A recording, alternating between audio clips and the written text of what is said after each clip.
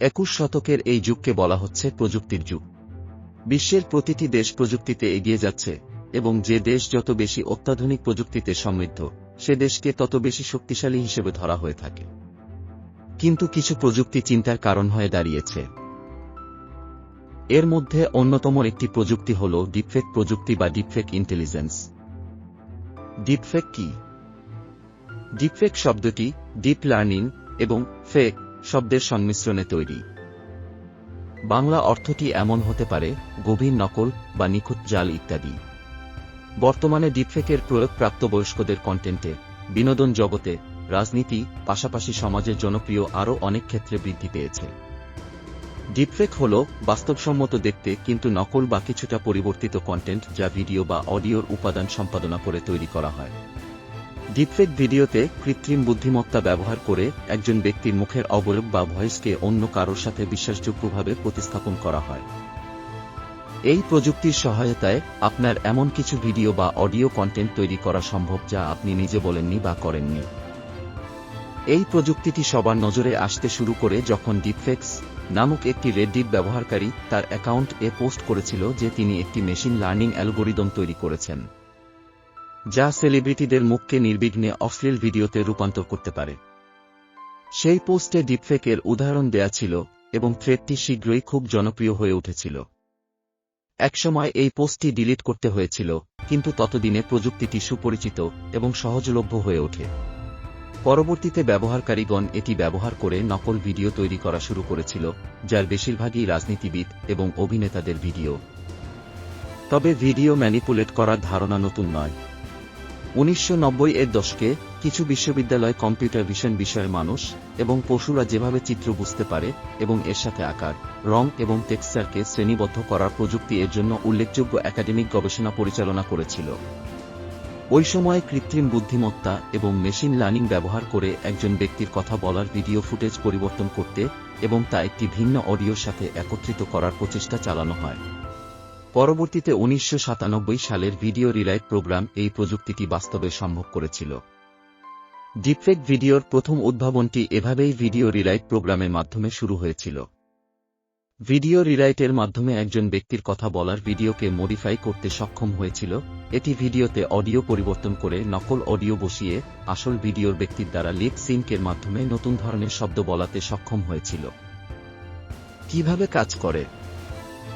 Deepfake তৈরির মূল প্রযুক্তি এর একটি হচ্ছে জেনারেটিভ অ্যাডভার্সারিয়াল নেটওয়ার্ক অথবা GAN, যা 2014 সালে ইয়ান গুডফেলো দ্বারা উদ্ভাবিত হয়েছিল।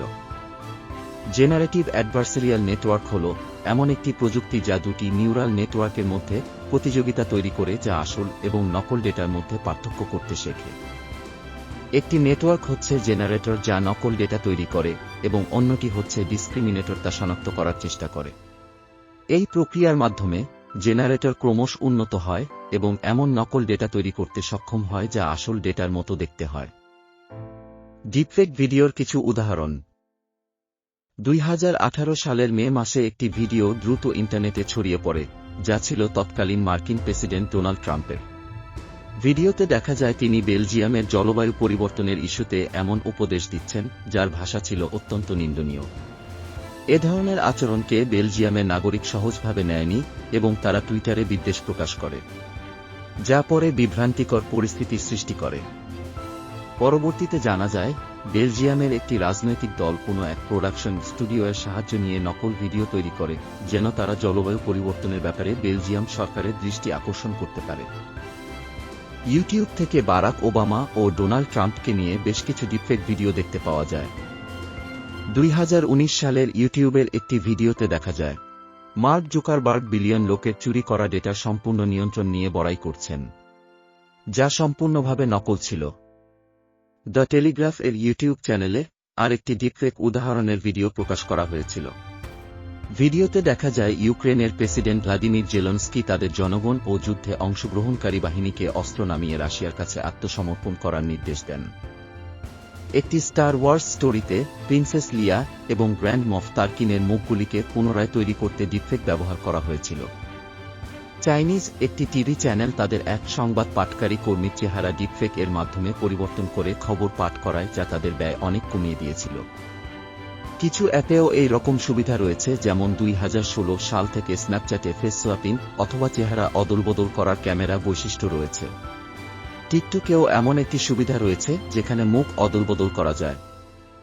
আন্তর্জাতিক গণমাধ্যম দ্য গার্ডিয়ানের এক প্রতিবেদন অনুযায়ী সেপ্টেম্বর 2019 সালে অনলাইনে প্রায় 15,000 ডিপফেক ভিডিও খুঁজে পেয়েছে এবং এই সংখ্যা এখনও বাড়ছে। কিভাবে বুঝবেন ভিডিওটি নকল? সময়ের সাথে সাথে ডিপফেক ভিডিও শনাক্ত করার উপায়ও আবিষ্কার হয়েছে।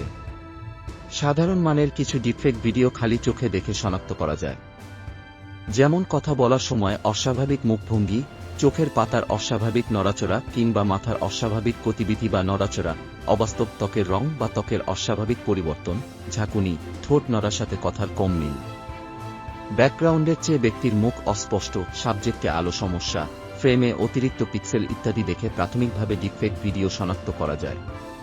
এছাড়াও প্রযুক্তিগত বিভিন্ন টুলস ব্যবহার করে অনেক ক্ষেত্রেই ডিপফেক ভিডিও যাচাই করা যায়। সবার ব্যবহারের জন্য সরাসরি উন্মুক্ত টুলসের ব্যাপারে না জানা গেলেও কিছু প্রযুক্তি প্রতিষ্ঠানের অভ্যন্তরীণ কিছু টুলস রয়েছে যার দ্বারা ডিপফেক শনাক্ত করা যায়। এছাড়াও শনাক্তের জন্য নতুন টুলস তৈরির জন্য গবেষণা ও চেষ্টা চলছে। ডিপফেক প্রযুক্তির অভিশাপ নাকি আশীর্বাদ? কমেন্ট করে জানাবেন।